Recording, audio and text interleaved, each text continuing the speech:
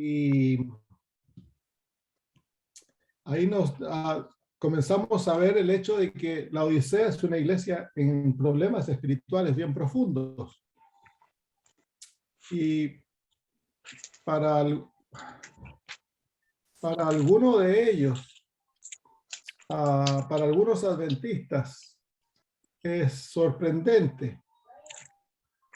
Nos hace sentir como ver las apostasías que hay dentro de la iglesia, la manera que los líderes muchas veces son, incluso nosotros mismos.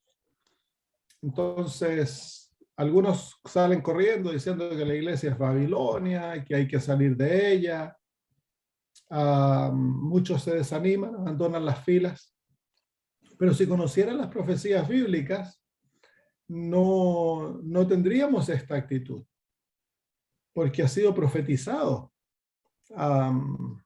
que la Odisea es una iglesia en problemas espirituales profundos. Lo vimos la semana pasada, miramos a la iglesia antes del diluvio, que es un tipo de la iglesia adventista. Primordialmente la Odisea se aplica a la iglesia adventista, en forma secundaria a todas las otras denominaciones cristianas.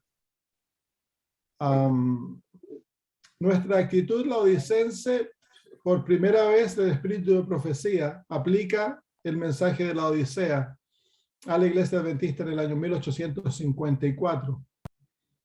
Entonces, el mensaje de la Odisea va desde 1854 hasta que la iglesia es reavivada.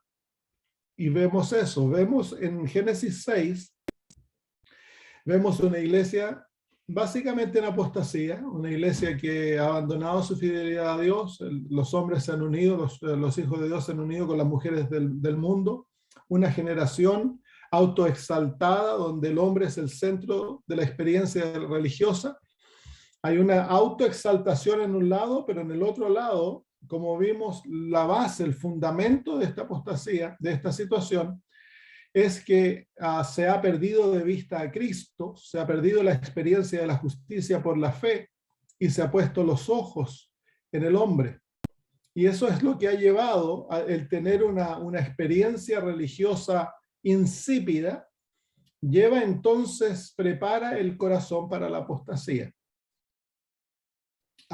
Entonces, pero vemos en Noé, que Noé es la generación en que hubo esta exaltación del hombre dentro de la iglesia, y a la misma vez es la generación que ocurre el reavivamiento, la experiencia de Noé.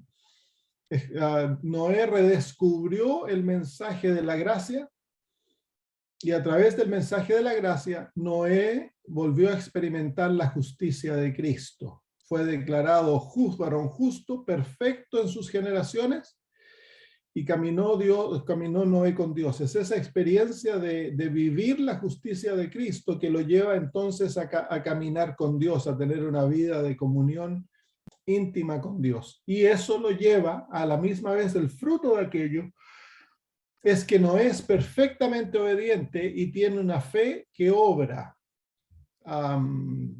Y eso es manifestado en la experiencia de la construcción del arca. 100 años más o menos antes que ocurrió, 120 años antes que ocurriera el diluvio, Dios le ordena a Noé que tiene que construir un arca, que va a venir un diluvio. Noé nunca ha visto agua, él nunca ha visto lluvia, nunca había llovido. No era constructor de barcos Noé, lo más seguro era que vivía en las montañas, era agricultor y pastor de ovejas, a lo mejor.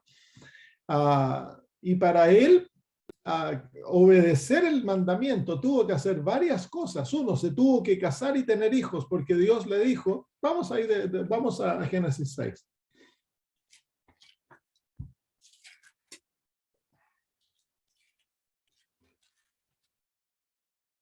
Muchos, cuando leemos la Biblia, si la leemos con una actitud legalista, Entonces, el versículo 9 del capítulo 6, cuando dice, estas son las generaciones de Noé, Noé varón justo y perfecto, caminó pues Dios con Noé, caminó Noé con Dios. Nosotros creemos entonces que Dios escoge a Noé porque Noé ya era varón justo y perfecto y caminaba con él. Es lo opuesto. Noé recibe la justicia de Cristo. Dios lo declara justo y perfecto y eso lo lleva a caminar con él y eso es lo que lo prepara para ser obediente. Y eso entonces nos da a nosotros la esperanza de que no importa cuán fría nuestra experiencia con Cristo sea, siempre podemos volver a Él y podemos reganar aquella experiencia maravillosa. Si practicamos, si ponemos en el centro de nuestra experiencia la gracia de Dios y la justicia de Cristo y aceptamos por fe aquella justicia y el hecho que somos en los ojos de Dios justos y perfectos, eso nos va a capacitar entonces ahora para desarrollar una vida con Cristo, caminar con Él. Y esa es aquella vida de comunión con Cristo que nos lleva a la fe y a la obediencia. Entonces, en el versículo 13 dice, dijo pues Dios a Noé, he decidido el fin de todo ser, porque la tierra está llena de violencia a causa de ellos, y he aquí que yo los destruiré con la tierra. Hazte un arca de madera de gofer, harás aposentos en el arca, y la calafatearás con brea por dentro y por fuera, y de esta manera la harás de 300 codos de longitud del arca, de 50 codos de su anchura y de 30 codos su altura. Una ventana harás al arca, y la acabarás a un codo de elevación por la parte de arriba y pondrás la puerta del arca a su lado y le harás piso bajo, segundo y tercero.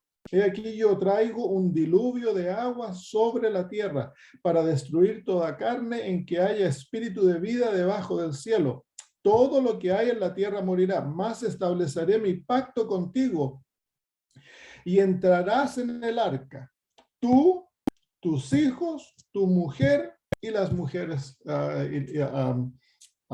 y tus hijos y las mujeres de tus hijos contigo. Esto es el año 480 de la vida de Noé, 120 años antes que venga el diluvio. Dios no le dice a Noé que va a tomar 120 años. Fue una prueba increíble, porque Noé sabe que viene un diluvio, tiene que preparar el arca, pero no sabe que van a ser 120 años. 120 años trabajó Noé. No tenía hijos cuando Noé comenzó esto. No sabemos si estaba casado o no. Yo pienso que no. Entonces, lo primero que hace Noé fue a casarse porque Dios le dijo que el arca iba a ser ¿para quién? Para él, para su mujer y sus hijos. El primer hijo nació cuando Noé tenía 502 años. 20 y tantos años después. Así que ya vemos que la fe de Noé es una fe activa.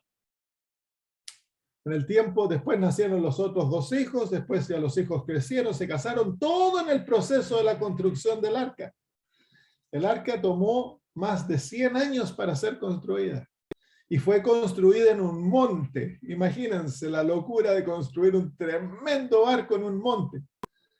Por 120 años tuvo la oposición de todo el mundo, de los grandes científicos. Él no tenía evidencia previa para la lluvia. En el mundo nunca había llovido, porque Dios regaba el mundo con un vapor que salía en las noches de los lagos de agua subterráneos. Habían océanos subterráneos.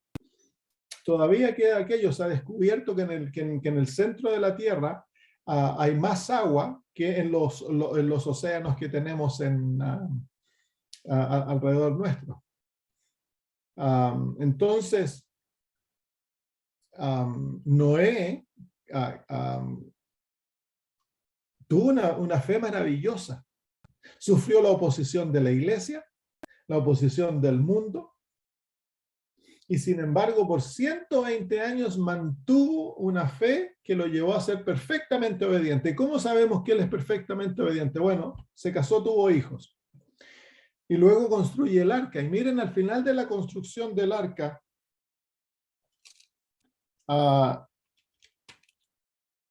cuando viene, dice, déjenme buscar, ver capítulo 7, dice, dijo luego Dios a Noé, entra tú en el arca. Versículo 22 del capítulo 6, perdón. Y lo hizo así Noé. Hizo conforme a todo lo que Dios le mandó. Ese es el resumen de la obra de Noé. Hizo así Noé, hizo conforme a todo lo que Dios. Eso es verdadera fe, hermanos. La verdadera fe no es tanto manifestación de grandes milagros y cosas maravillosas. No, la verdadera fe, la suprema manifestación de la fe verdadera es obediencia a los mandamientos de Dios. Por eso al remanente se lo resume en Apocalipsis capítulo 12, capítulo 14, versículo 12. He aquí los santos, vamos a ver, a veces se me escapan los versículos. Vamos a ver el versículo.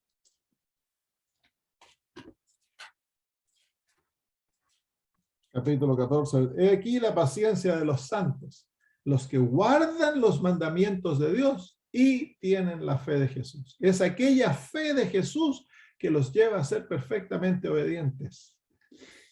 La verdadera fe se manifiesta en obediencia. Al final de los 120 años, Noé terminó de construir el arca y aquella arca era exactamente como Dios la había descrito 120 años antes. Por 120 años, Noé creyó que iba a haber un diluvio.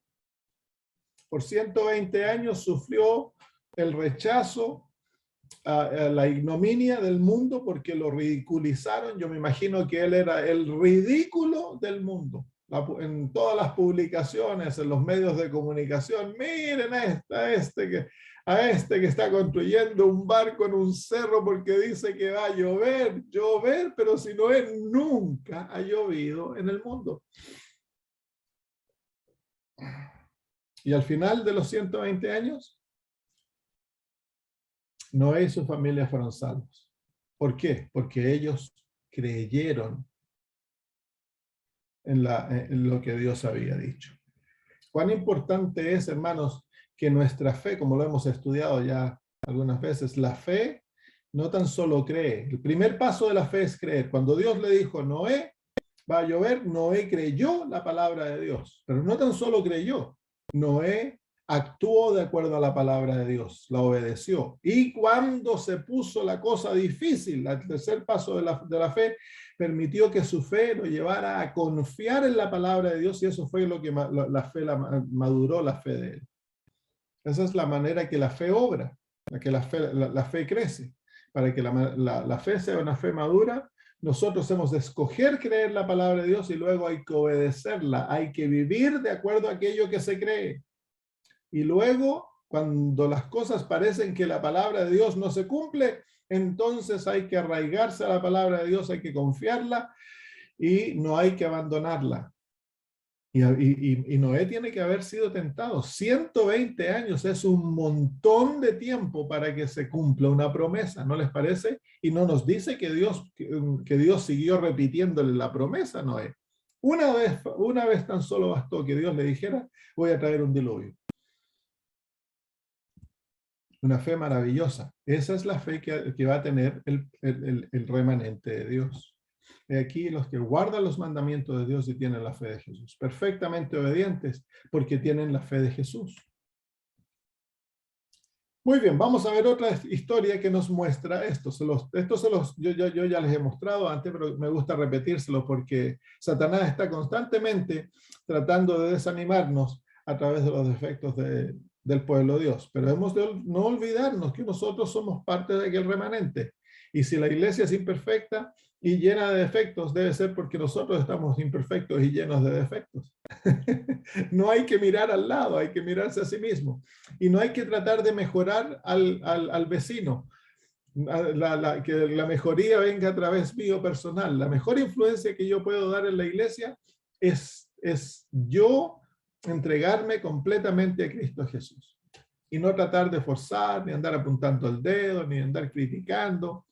Hay que uno mejorarse en una entrega completa a Cristo y luego orar profundamente por los demás. Vamos al libro de Números. Números capítulo 25. Números 25.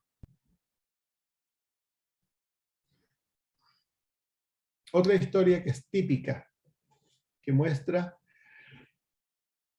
la situación que el pueblo de Dios va a pasar en las horas finales del mundo. ¿Cómo sabemos esto? Porque el apóstol Pablo dice que estas cosas fueron escritas para aquellos que viven en el tiempo del fin. Entonces, todas las historias son típicas, fueron escritas como tipo, dice él en el original, para aquellos que nos han alcanzado las últimas horas de la historia del mundo. Entonces, y los principios de la historia son muy similares. Israel ha pasado 40 años en el desierto. ¿Por qué pasó 40 años en el desierto? No porque Israel era tan bueno y tan obediente y un pueblo tan fiel. No, porque Israel era un pueblo contumaz, duro de cabeza, rebelde, llevados a su idea. Por eso pasaron 40 años en el desierto. Y ahora el pueblo adventista no ha pasado 40 años en el desierto. Nosotros hemos pasado más de 100 años en el desierto. ¿Saben ustedes que en la década de los 1890 estuvo a punto, a principios de los 90 estuvo a punto de pasarse la ley dominical en Estados Unidos? A punto. Entonces, en el año 1888, Dios había enviado el mensaje de la justicia por la fe, que era el principio del reavivamiento de la lluvia tardía, dice la hermana de White, para el pueblo adventista. Así que la historia de este mundo podría haberse acabado unos cuantos años después. Pero resulta que como iglesia rechazamos el mensaje de la justicia por la fe. Un tremendo problema. Los líderes de la iglesia se pusieron en rebelión, decidieron defender los caminos antiguos, que en la mente de ellos era la ley de Dios. Ellos creyeron de que el aceptar la justicia por fe habría sido rechazar la ley de Dios, que es lo opuesto. La justicia por la fe es lo único que nos lleva a obedecer la ley de Dios. Mandaron a Elena de White porque ella y los dos pastores, Waggoner y Jones, que fueron los instrumentos que Dios usó para predicar este mensaje, se fueron predicando después de la gran reunión de la Conferencia General de 1888, que se discutió este tema y que se armó la grande. Por años entonces después ellos, ¿cómo se llama?, comenzaron a visitar todas las iglesias, fueron los tres predicando y se hicieron grandes reavivamientos, pero eventualmente Elena de White, para que se calmaran las cosas, la enviaron a Australia. La Conferencia General la envió a Australia. Y pasó 10 años en Australia, 1890 a 1900. Ella no quería venir a Australia, ella sabía por qué la estaban enviando a Australia, pero Dios le mostró que iba a ser de bien, así que se vino. A pesar del problema, a pesar de las situaciones que le estaba la Conferencia General, ella aún obedeció, fíjense. Y después le encantó tanto Australia que no quería irse de vuelta a Estados Unidos, cuando Dios la llevó de vuelta a Estados Unidos, porque había que reorganizar la iglesia. ¿Por qué? Porque la iglesia iba a ser enviada al desierto. Y ella escribe, me parece en el año 1905, hemos sido enviados de vuelta al desierto y no sé por cuánto tiempo. Y de ahí en adelante, la urgencia de la segunda venida de Cristo ya no se encuentra tanto en los escritos de la hermana de White como se encontraba antes de ella. Entonces hemos sido un pueblo rebelde, hemos pasado años en el desierto. Y ahora nuevamente estamos viendo que el Señor nos está trayendo de vuelta a confrontar los principios. El mundo se está preparando para la última batalla. Eso se ve claro, claro, claro. Entonces, estamos saliendo del desierto. No porque nosotros estemos listos, porque aún no ha habido el gran revivamiento, pero Dios está trayéndonos de vuelta. Y nos encontramos en la misma situación que antes de 1888. Nos encontramos muertos espiritualmente. Pero Dios ha preparado que a través de la predicación de la justicia de Cristo haya un gran revivamiento del Espíritu Santo en nuestro medio. Y eso va a ocurrir, pero viene con un gran zarandeo, se los voy a mostrar en otra profecía. En el capítulo 22 de Números hay una unión entre Balac y Balaam. Balac es el rey de Moab.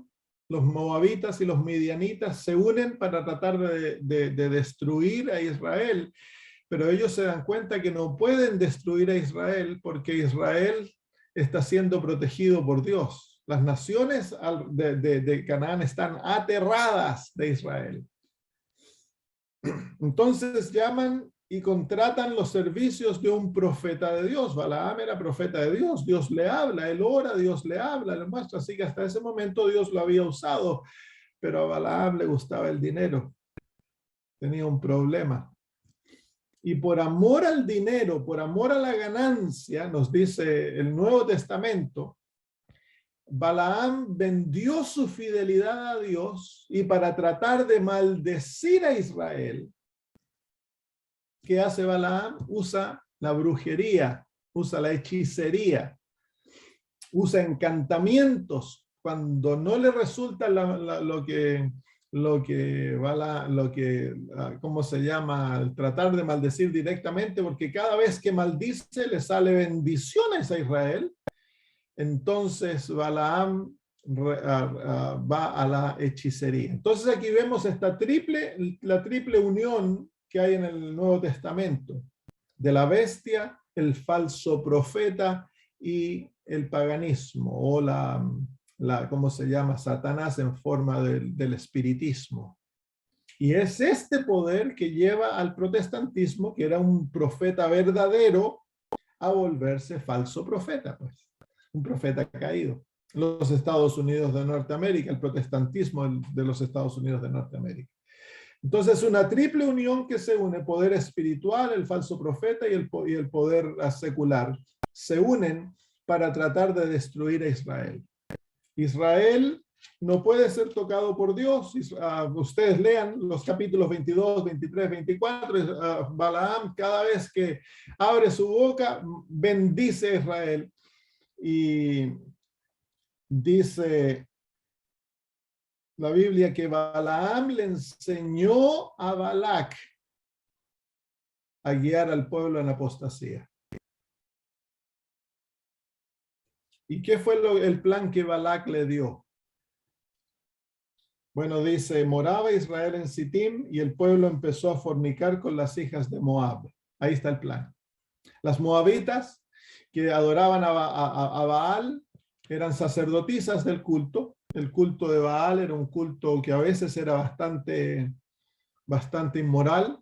Se requería que algunas veces al año todos los hombres fueran a los templos a tener relaciones sexuales con las sacerdotisas. Producto de esa era la manera que se excitaba a los dioses para que ellos entonces produjeran fertilidad. Especialmente cuando ya estaba pasando el invierno, llegaba la primavera, había que hacer esto. Entonces era requerimiento que todos los hombres participaran en estos cultos. Entonces, los cultos eran bastante sensuales. Habían como se llama, sacerdotisas, habían sacerdotes, se hacían relaciones homosexuales y todas esas cosas. Eran cultos muy degenerados. Entonces, las sacerdotisas, dice la hermana de White, que las mujeres de Balaam, ¿se fijan que también aquí hay un problema con mujeres? El mismo principio de Génesis 6. La iglesia tiene problema con mujeres, las iglesias caídas. Que las moabitas, los madianitas eran parientes de Israel. Entonces, ella tiene parientes, tiene problemas con los parientes, con sus parientes. Ellas infiltran a Israel y lo llevan a la apostasía. Israel comienza, especialmente los líderes, comienzan a cometer fornicación, las cuales invitaban al pueblo a los sacrificios de sus dioses. Mire, están a punto de entrar a Canaán y vieron apostasía increíble. Los invitan a los sacrificios de sus dioses, así que el pueblo va a adorar a Baal y participa en el sacrificio de los dioses. Nos está diciendo esto, que la gran mayoría del pueblo adventista va a participar en la adoración del sol con la marca de la bestia y en el día domingo. Y el pueblo comió y se inclinó a sus dioses. Entonces adoraron al gran dios Sol, Baal, y con ello a todos los otros dioses, porque en adorar al Dios mayor se adora a todos los dioses. Luego dice, y acudió el pueblo a Baal peor, y el furor de Jehová se encendió contra Israel. Y Jehová dijo a Moisés, toma a todos los príncipes del pueblo. Así que eran los príncipes del pueblo, los líderes del pueblo, que guiaron al pueblo en esta apostasía. Y ahórcalos ante Jehová delante del sol, y al ardor de la ira de Jehová se apartará de él. Aquí viene una gran separación entre dos partes del pueblo. Dice, entonces Moisés dijo a los hijos jueces de Israel, matad cada uno a aquellos de los vuestros que se han juntado con Baal peor. Hubo un tremendo zarandeo. Y aquí un varón de los hijos de Israel vino y trajo una madianita a su hermana, a sus hermanos, a ojos de Moisés y de toda la congregación de los hijos de Israel, mientras lloraban ellos a la puerta del tabernáculo de reunión. Así que aquí vemos que la apostasía ya no está, ya es traída al pueblo, y el pueblo es tentado con la apostasía. El hombre, este líder, trae una prostituta al pueblo y se la muestra a sus hermanos. ¿Y ellos qué están haciendo? Ellos están orando y llorando ante el templo. Así que el pueblo se dividió en dos grandes grupos. Los que están en apostasía y los que están llorando y orando por la apostasía. Y que están obrando para detener la apostasía. Así que eso es lo que nosotros llamamos el zarandeo, hermanos. Así que el pueblo, estas profecías nos muestran claramente que el pueblo, el remanente, es un pueblo que está pasando grandes problemas espirituales. Nosotros como adventistas somos un pueblo que tenemos esta luz y que nosotros predicamos esto, enseñamos al pueblo que no somos la última chupada del mate, que ¿cómo se llama? No somos un pueblo fiel. Tristemente, en los últimos años se ha querido pintar un cuadro de rosa del remanente y se prohíbe hablar de estas cosas. Yo crecí sabiendo esto. Los pastores venían a predicar aquí en Sydney cuando yo era un joven y nos enseñaban estas cosas. Entonces eso nos preparó para no desanimarnos. Cuando uno es joven, uno es idealista, no se da cuenta de los problemas de la iglesia. Uno va madurando, comienza a trabajar dentro de la iglesia y rápidamente comienza a darse cuenta de los grandes problemas que tenemos. Entonces estas profecías nos ayudaron a mantenernos fieles dentro de la iglesia. ¿Por qué? Porque ya nos habían enseñado todas estas cosas. Era parte del mensaje que se le predicaba al pueblo, no era el mensaje que se llevaba afuera, al pueblo se predicaba esto. Ya cuando uno era maduro, los pastores nos enseñaban, los evangelistas nos mostraban estas profecías.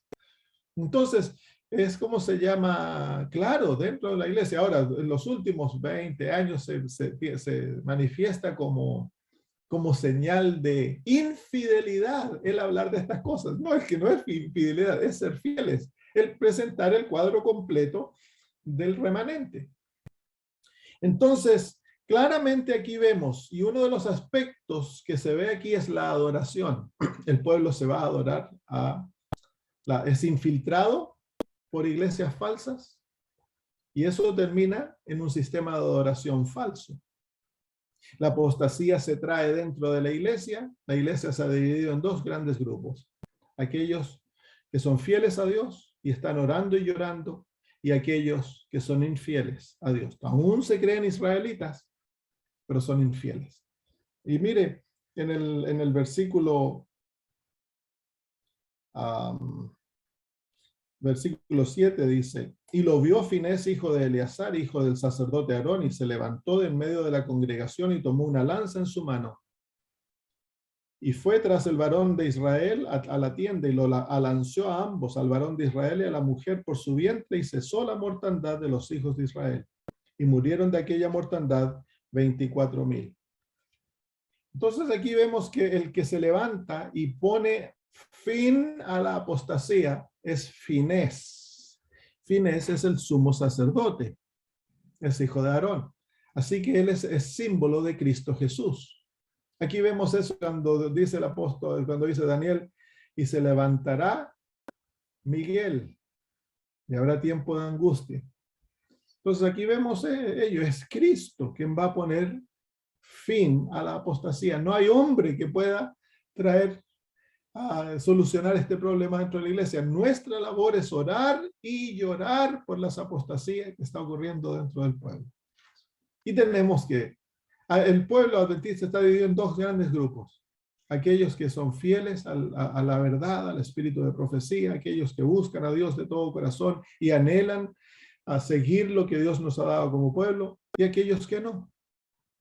Y más marcada se está haciendo la división entre dos grandes grupos. Nosotros no hemos de dedicarnos a juzgar. Nosotros hemos de dedicarnos a orar y a llorar, pidiendo a Dios que Él libere a su pueblo.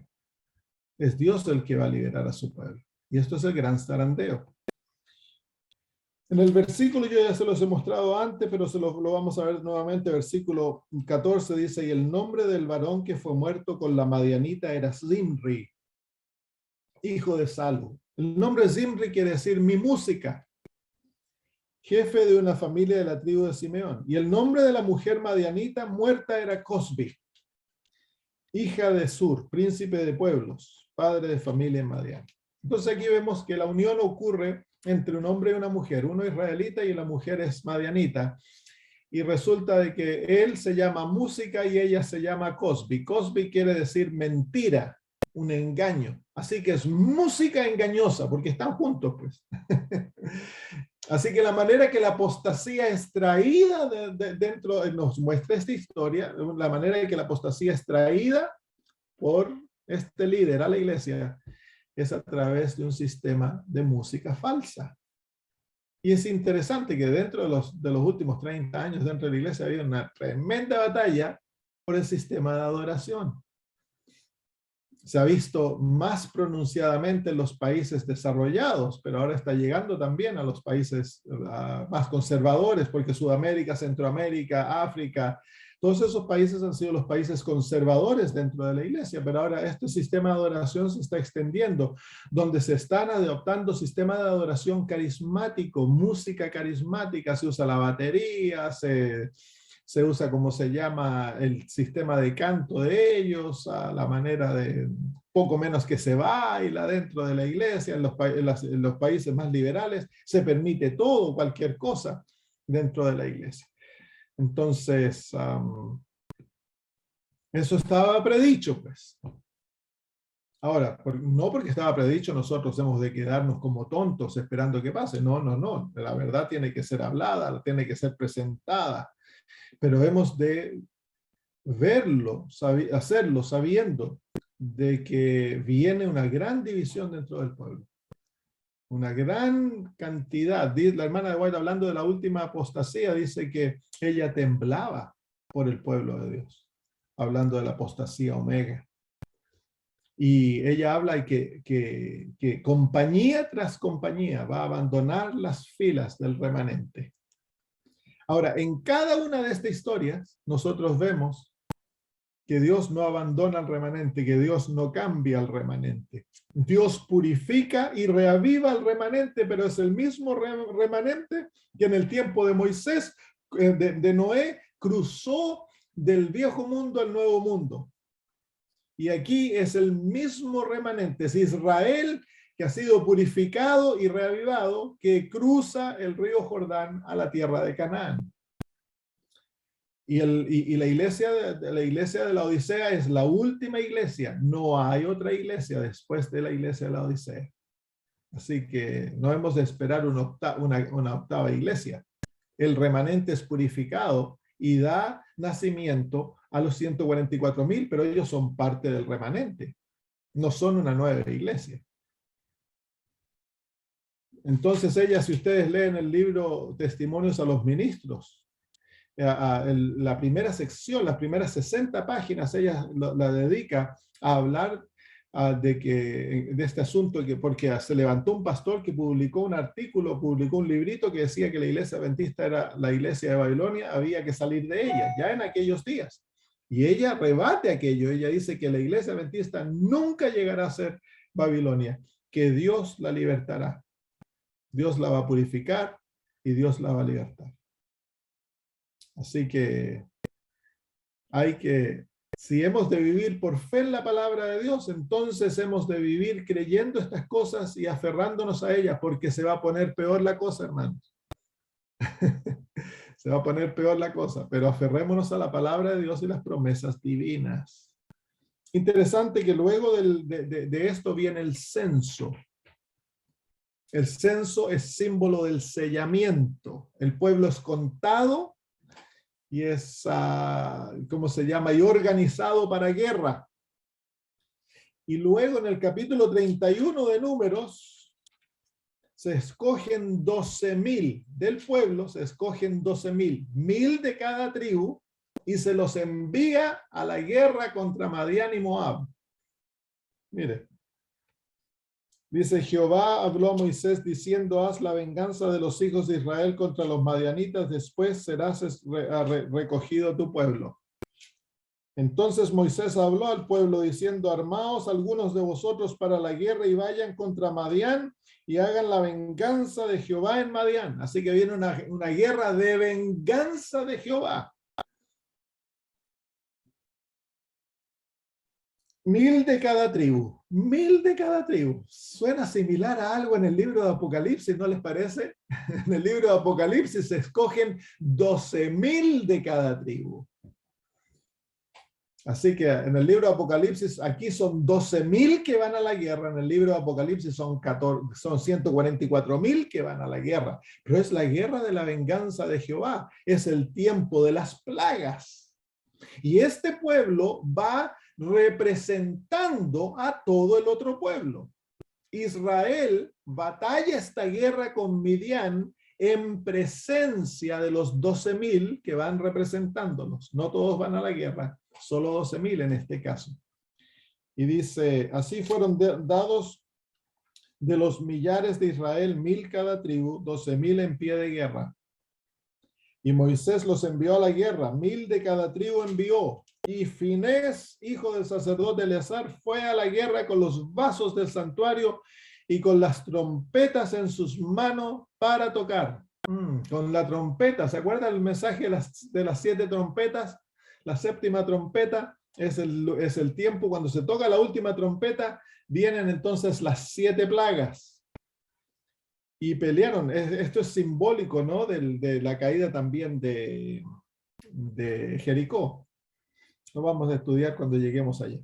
Y pelearon contra Madián como Jehová lo mandó a Moisés y mataron a todo varón. Mataron también entre los muertos de ellos a los reyes de Madián, Eví, Requem, Sur, Ur y Reba, 5 reyes de Madián. También a Balaam, hijo de Beor, mataron a espada. Así que el profeta falso lo mata. Así que la venganza del pueblo de Dios se encuentra en la presencia de los 144,000 que van ellos a la última batalla, que se llama la batalla de Armagedón en el libro de Apocalipsis. Y esa es la batalla de Jehová, la venganza de Jehová. Nosotros por lo general nos fijamos en ese tiempo como un tiempo en el cual, bueno, el pueblo de Dios va a estar sufriendo, que la gran angustia, nos van a perseguir, nos van a dar pena de muerte. Claro, esa es la manera que el mundo va a batallar con nosotros, pero la iglesia batalla contra el mundo a través de una obediencia perfecta a Jehová y muestran de que no hay lugar para las acusaciones de Satanás contra Dios, que el ser humano no puede guardar la ley de Dios. Dios va a tener 144.000 que van a ser perfectamente obedientes, como Noé, en el tiempo más difícil de la historia del mundo. Y eso entonces termina la batalla. Cuando el mundo está a punto de destruir a Dios, nuestro gran Dios, está a punto de destruir a los hijos de Dios, nuestro gran Dios interviene, nos libra, y luego viene nuestro gran príncipe, el Hijo de Dios, Finés, Cristo Jesús, el Rey del Este, y nos libera, pues, nos libera y Él destruye a todos los malos y la historia termina muy similar. La bestia y el falso profeta son echados en el lago de fuego. ¿Qué hora es? Vámonos a otra historia. Ah, sí, comencé tarde día, así que tenemos un montón de tiempo. A otra historia. Vamos al libro de Ezequiel.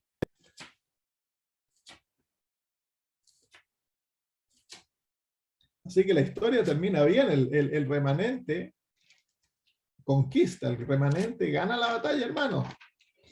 Sí, el enemigo nos ha tenido por las cuerdas. Por más de 100 años hemos estado por las cuerdas, pero viene la hora cuando el Señor va a conquistar. Él va a tener un pueblo fiel, hermano.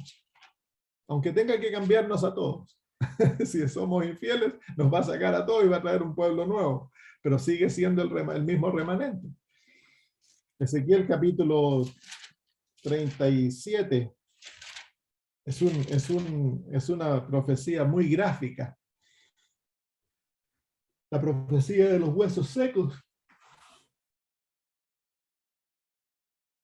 La profecía de los huesos secos. La mano de Jehová vino sobre mí y me llevó en el espíritu de Jehová y me puso en medio de un valle que estaba lleno de huesos. Y me hizo pasar cerca de ellos por todo en derredor, y aquí que eran muchísimos sobre la faz del campo, y por cierto secos en gran manera.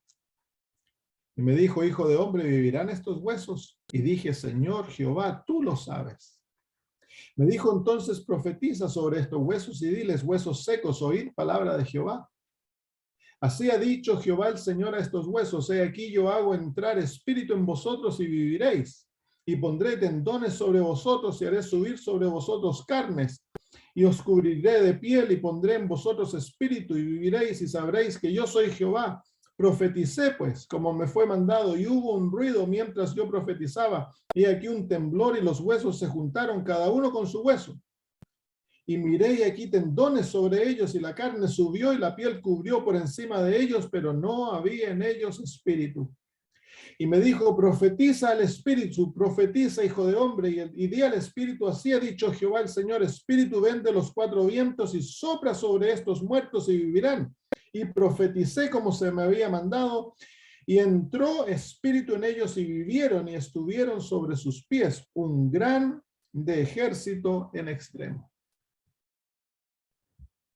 Es una profecía muy gráfica porque se ve el profeta extraído a un valle, y el valle está lleno de huesos y están secos porque han estado muertos por mucho tiempo. ¿Quiénes son esta gente? Es la iglesia adventista, se los voy a mostrar. El versículo 11 me dijo luego: hijo de hombre, todos estos huesos son la casa de Israel. Bueno, la casa de Israel, ¿cuándo? Porque Israel representa al pueblo de Dios a través de las edades. Y puede ser Israel en el Antiguo Testamento, puede ser Israel en el tiempo de Jesús, puede ser la iglesia primitiva, puede ser durante la Edad Media. ¿Israel cuándo? Bueno, la solución a esa pregunta se encuentra en el versículo 1. Dice que me llevó en el espíritu de Jehová y me puso en medio de un valle.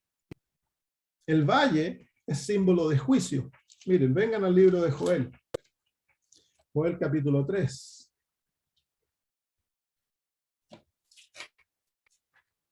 Daniel, Oseas, Joel. Joel capítulo 3. Versículo 2 dice: y reuniré a todas las naciones y las haré descender al valle de Josafat. Y allí entraré en juicio con ellas a causa de mi pueblo y de Israel mi heredad, a quienes ellas se esparcieron entre las naciones y repartieron mi tierra. Así que los huesos son el pueblo del juicio. el pueblo del valle, ¿no? Los huesos se encuentran en el valle, así que los huesos son el pueblo del juicio. Ah, eso, ¿cómo se diría en el Nuevo Testamento el pueblo del juicio? La Odisea. La Odisea en griego significa el pueblo del juicio o el juicio del pueblo. Así que aquí encontramos al pueblo del juicio en el Antiguo Testamento. ¿Y cómo están el pueblo del juicio? Están todos muertitos, guatita al aire, tomando el sol, tan sequitos. ¿Y han estado secos por cuánto tiempo? Por mucho tiempo. Están muertos por mucho, mucho ya. ¿Por qué? Porque están secos y están muy secos. Y eso nos muestra que están lejos. Capítulo 3, versículo 2 de Joel. Y también el capítulo 38 y 39 nos muestra la última batalla. El mundo entero, a la cabeza del rey del norte, vienen a atacar al pueblo de Dios en dos fases. En el capítulo 38, el capítulo 39. El capítulo 38 es lo que ocurre antes de la segunda venida de Cristo. El capítulo 39 es lo que ocurre luego de la segunda venida de Cristo, después del milenio, cuando el mundo entero se junta para destruir para tomar la Jerusalén celestial. En la guerra de Armagedón tiene dos fases. La fase que ocurre antes de la segunda venida de Cristo y la fase que ocurre luego que los impíos resucitan luego del milenio y Satanás los une para atacar el campamento de los santos. Así que el capítulo 37 claramente es como se llama el pueblo de Dios, la iglesia adventista, el pueblo remanente. Así que estamos muertitos. Así que no se sorprendan, hermanos, que las iglesias a veces están más frías. Dicen que las iglesias parecen frigoríficos. Un pastor una vez dijo, las iglesias adventistas están tan frías que uno puede patinar en el hielo por medio de la iglesia cuando uno va a predicar. Y es verdad. ¿Por qué? Si estamos muertos, pues. A los muertos se los mantienen en un frigorífico. ¿Sabían ustedes eso? Entonces, hay que tener paciencia, porque Dios aquí ha dado profecía. Y la labor de la fe es mirar la palabra de Dios, no las circunstancias. Si tú te pones a mirar a tu pastor, te pones a mirar al anciano, a los miembros, entonces te vas a desanimar. Porque se fijan ustedes que la actitud de Ezequiel cuando Dios mira el valle es una actitud de incertidumbre. Dios le hace una pregunta, le dice, ¿vivirán estos huesos? ¿Se fijan? ¿Y cuál es la respuesta de Ezequiel? Ezequiel está incierto, no sabe. Dice, hijo de hombre, ¿vivirán estos huesos? Versículo 3. Y dije, Señor, tú lo sabes. Es una actitud de incertidumbre. Claro, pues, ¿y quién fue? ¿Cuándo fue la última vez que tú viste unos huesos volver a la vida? El ver huesos, uno racionalmente llega a la conclusión que es imposible que vuelvan a vivir, especialmente si los levantas y no queda nada de carne y el hueso está como tiza. Ya cuando uno ve a una persona muerta, ya concluimos que es imposible que vuelva a vivir. Pero más aún a ver huesos. Entonces él como ser humano mira la condición de estos huesos y no se atreve a decir, Señor, tú puedes hacerlo. Le dice, Señor, tú sabes. Es una actitud de servidumbre, incertidumbre, porque él está mirando a los huesos. Pero su actitud cambia cuando Dios le da la palabra de Dios y él mira y cree la palabra de Dios. Ahora ya no ve a los huesos muertos como secos, él ve a un gran ejército.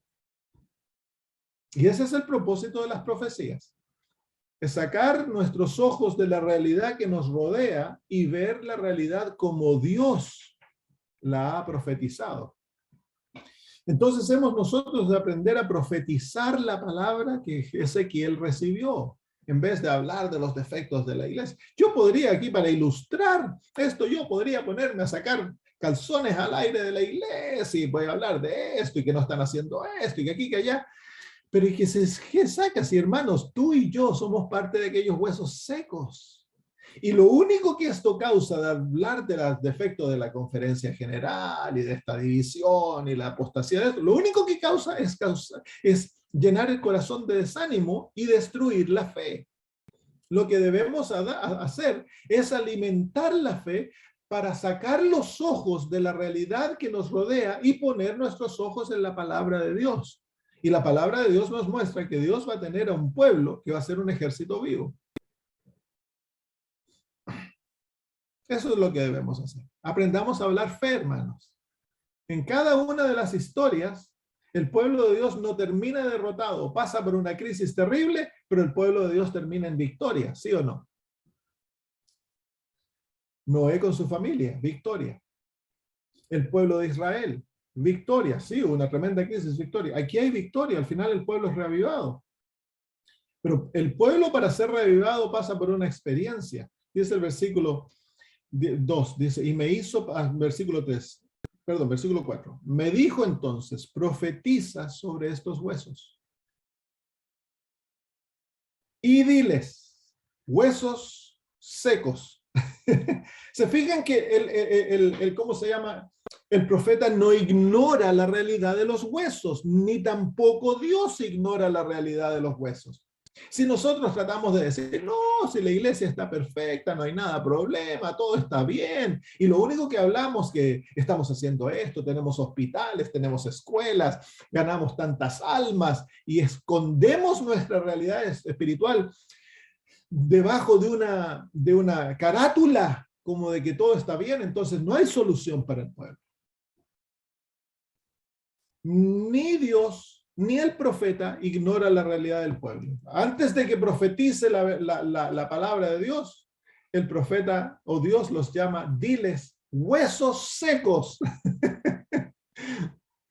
No le digas, oh, pueblo maravilloso, obediente, vivo. No, no, no, no le mientas. Diles, huesos secos, pero no te concentres en esa realidad.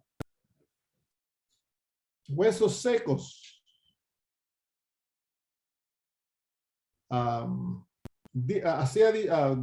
Profetiza sobre estos huesos y diles, huesos secos, oíd palabra de Jehová. Así que es el profeta que nos capacita para oír la palabra de Jehová. Tú y yo somos los huesos, hermanos. Tú y yo no somos el profeta. El profeta ya murió. Pero es el profeta que capacita a los huesos a escuchar la palabra de Jehová. ¿Qué nos dice eso del papel de Elena de White dentro de nuestro pueblo? ¿Qué pasa si yo rechazo a Elena de White? Al profeta que Dios usa para enviar mensajes que están calculados para reavivar al pueblo. Si estos huesos hubieran dicho, ¿quién es este Ezequiel? Olvídate de él, y lo rechazaran, los huesos habrían permanecido muertitos. La vida del hueso es que escuche lo que el profeta le dice. El mensaje es duro porque el profeta lo llama huesos secos. Estos huesos podrían haberse levantado y decir, ¿quién eres tú para decirme huesos secos? ¿Quién eres tú para juzgarme a mí? ¿Podrían los huesos haber dicho eso? Claro, haberse revelado. O el hueso podría haber dicho, no, yo soy tan espiritual como tú. Yo tengo el privilegio de desarrollar mi propia vida espiritual. Yo puedo llegar a mis propias conclusiones. Yo puedo hacer mis propios estudios. Yo voy a hacer lo que yo quiero. El hueso habría permanecido muertito. La vida del hueso es que escuche el mensaje de Dios y lo reciba a través del profeta. Y tristemente, hay muchos que tienen esa actitud contra la profeta. Satanás ha llevado al pueblo a rechazar el mensaje de la profeta, porque Satanás sabe que la esperanza del pueblo se encuentra en escuchar las palabras de la profeta.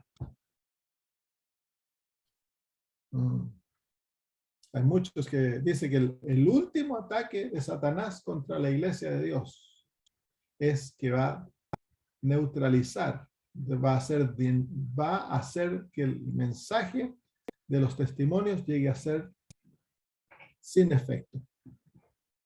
Vamos a decir, oh, sí, sí, creemos en el espíritu de profecía. Oh, Elena de White es una profeta, vamos a decir. Pero cuando llega el obedecer aquellos escritos, el vivir por aquellos escritos, entonces ahí usamos excusas. No, eso no se aplica a nosotros. No, no, no, eso fue para el tiempo de ella. No, no, no, es que la hermana White estaba equivocada, no estaba inspirada en aquello. Eso a lo mejor no lo recibió de Dios.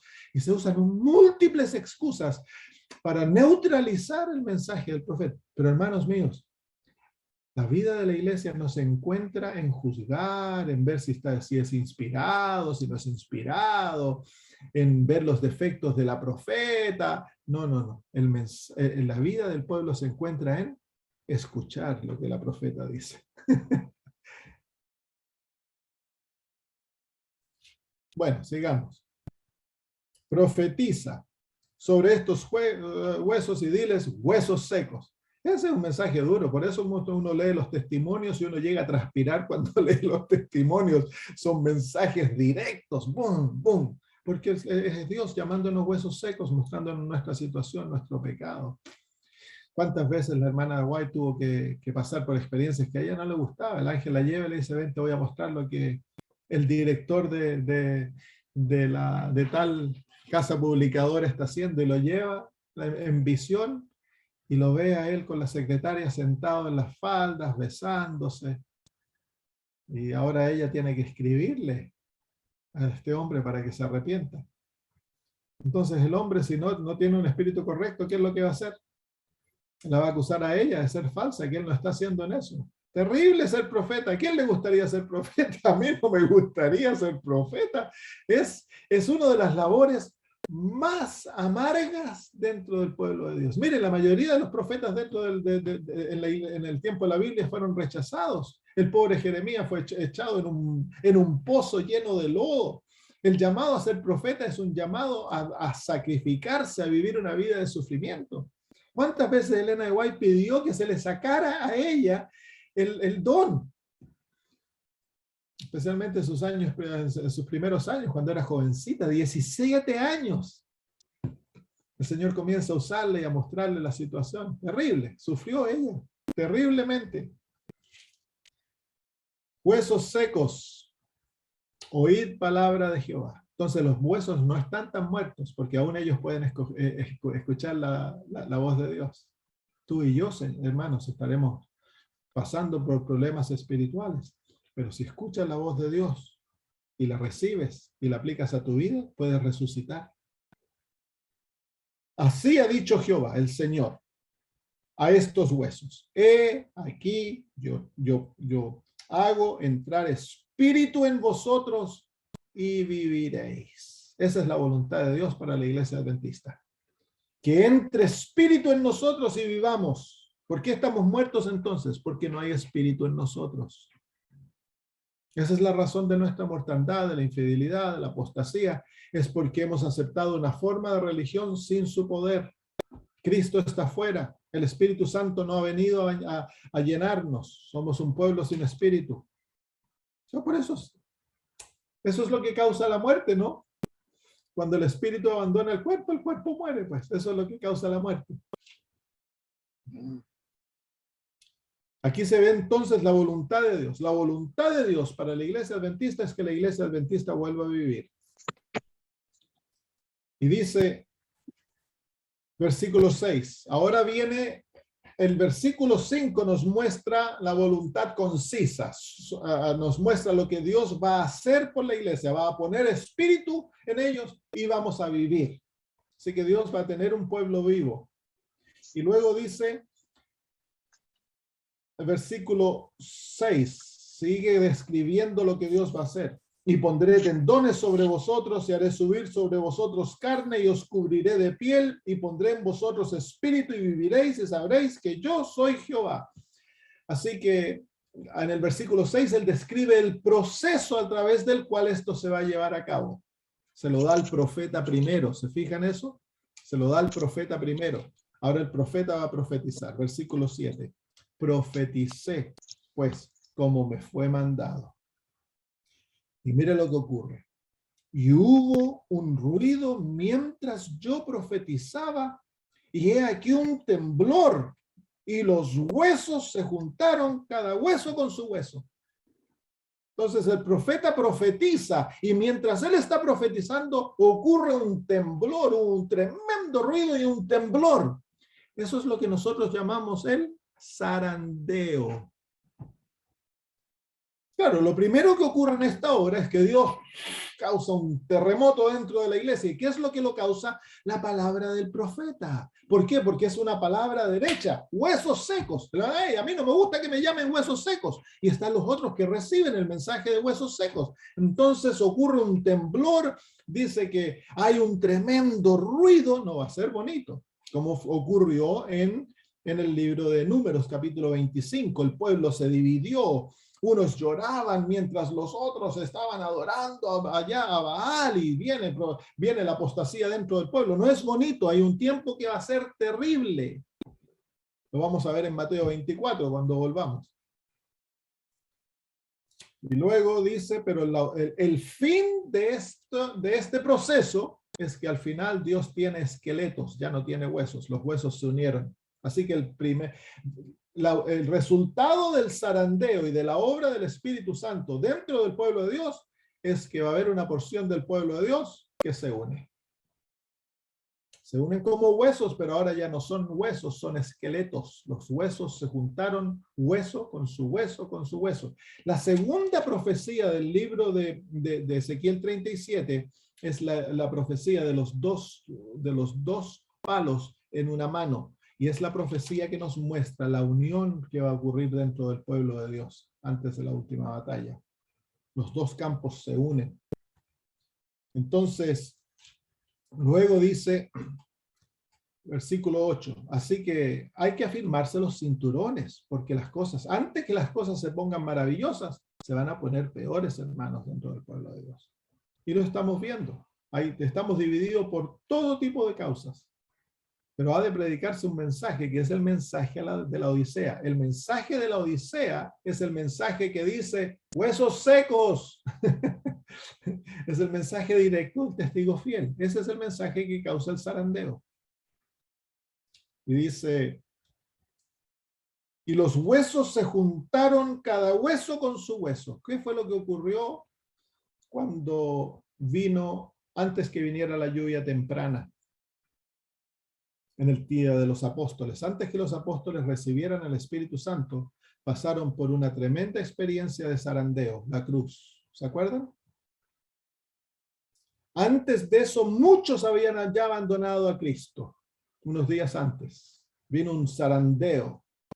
No recibieron el mensaje lo encontraban duro. ¿Quién puede aceptar estas palabras? Dijeron algunos de ellos y dejaron a Cristo. Y luego Judas abandonó, vendió a Jesús. Y la cruz hizo que la iglesia desapareciera. Desapareció la iglesia primitiva por varios días. Desde el viernes de noche hasta el domingo de noche la iglesia dejó de existir. Se atemorizaron, se escondieron y sus esperanzas fueron destruidas hasta que Cristo apareció y los reavivó. El patrón es igual. Viene una experiencia que va a parecer que la iglesia adventista cayó.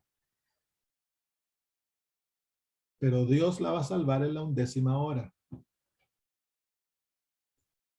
Viene un tremendo zarandeo. Ese ruido y ese terremoto. Entonces luego dice, y luego de ellos fueron preparados en 40 días. Pasaron con Jesús 40 días, esos los que los llevó a unirse. Luego de los últimos 10 días, ellos se llevaron entraron al aposento alto y los que quedaron se unieron. Y eso los preparó para la recepción del Espíritu Santo. Entonces dice, y los huesos se juntaron, cada hueso con su hueso. Eso es lo que nosotros llamamos la lluvia temprana, las dos manifestaciones del Espíritu. Dice, y miré, y aquí tendones sobre ellos, y la carne subió, y la piel cubrió por encima de ellos, pero no había en ellos espíritu. Entonces hay una obra de recreación, ¿se fijan? Están siendo cubiertos, los huesos están siendo vestidos.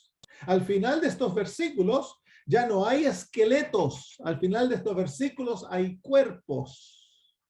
El cuerpo está unido, está ahora recreado. Eso es lo que llamamos la lluvia temprana.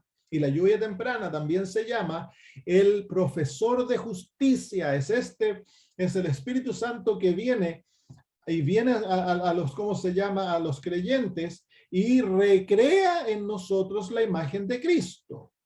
Nos enseña a ser justos, nos da la justicia de Cristo, nos enseña a vivir aquella justicia. La lluvia temprana. Y dice Joel, capítulo 2, vamos ahí. Uy, ya tenemos que terminar, si no los hermanos de Suecia se nos quedan dormidos mañana y no llegan al trabajo. Ah, no, si ya están de vacaciones, ¿no? ¿Están de vacaciones ya o no? ¿Todavía no? No. Ah, no, pues si acaso las vacaciones, porque acá como es verano, nos dan vacaciones de Navidad y de Año Nuevo, hay una semana de vacaciones. Ok, Joel, capítulo 2 y versículo 21 dice: Tierra, no temas, alégrate y gózate, porque Jehová hará grandes cosas. Animales del campo, no temáis, porque los pastores del desierto reverdecerán. Los pastos del desierto reverdecerán, porque los árboles llevarán su fruto, la higuera de la vid darán su fruto. Aquí hay una obra de reavivamiento en el lenguaje de la naturaleza aquí.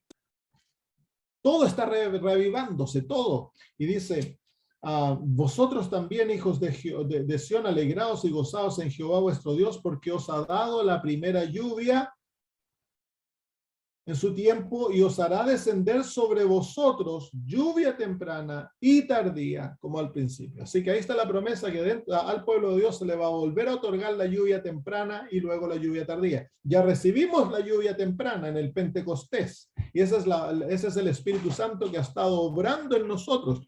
Pero ahora viene la promesa de volver a otorgar la lluvia temprana y luego la lluvia tardía. La lluvia temprana es la que hace aquella obra maravillosa ¿cómo se llama? La recreación, que nos lleva a la unión, que nos recrea en la imagen de Cristo y nos prepara para la recepción de la lluvia tardía. Vamos de vuelta a Ezequiel 37. Ahora Dios tiene a un pueblo que se parece a él, pero aún está muerto. No tienen vida todavía. Dice el versículo 9 del capítulo 37 de Ezequiel: y me dijo, profetiza al Espíritu, profetiza, hijo de hombre, y di al Espíritu, así ha dicho Jehová el Señor, Espíritu, ven de los 4 vientos y sopla sobre estos muertos y vivirán. Los 4 vientos, ¿encontramos en el libro de Apocalipsis los 4 vientos? O los 4 puntos de la tierra. En Apocalipsis capítulo 7 se encuentran a los ángeles deteniendo los 4 vientos de la tierra, y es el Espíritu Santo. Dice que han de ser detenidos hasta que sean sellados. El sello es el Espíritu Santo, pues. El sello es el Espíritu Santo que capacita al pueblo de Dios para obedecer la ley de Dios y ser fieles al sábado, que es el sello externo, pero el sello interno es el Espíritu Santo. Así que aquí viene el Espíritu Santo de los 4. Así que ¿cuánto es la época de los 4, del derramamiento de la lluvia tardía? Es el tiempo de los 4 vientos, cuando los vientos están a punto de ser soltados. Es el tiempo que el Espíritu Santo es derramado sobre el pueblo de Dios.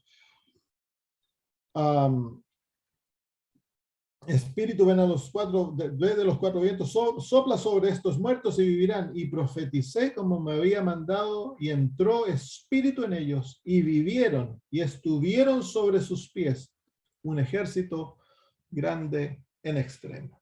Entonces el pueblo de Dios es reavivado, y de ese ejército grande en extremo salen las fuerzas especiales, que son los 144,000 que van a derrotar a la bestia, al dragón y al falso profeta. Así que ahí se encuentra claramente tanto la apostasía como el reavivamiento, pero la profecía se concentra cómo el pueblo de Dios va a ser reavivado, cómo el pueblo de Dios va a ser llevado a ser un ejército grande, en gran manera. de esqueletos a un ejército vivo lleno del Espíritu Santo y recreados totalmente, perfectamente en la imagen de Cristo Jesús. Esa es la iglesia que Dios desea tener y que va a tener, porque su palabra lo ha predicho. Su palabra lo ha predicho. Y nuestra labor es ¿qué? Escuchar lo que el profeta dice y recibirlo y vivirlo, obedecerlo, ser fieles a aquello, caminar de acuerdo a ello y permitir que la obra sea hecha en nuestra vida, porque yo soy hueso seco. Entonces yo me debo de preocupar de yo dejar de ser hueso seco para poder ser bendición para la iglesia. Lo vamos a dejar ahí, hermanos.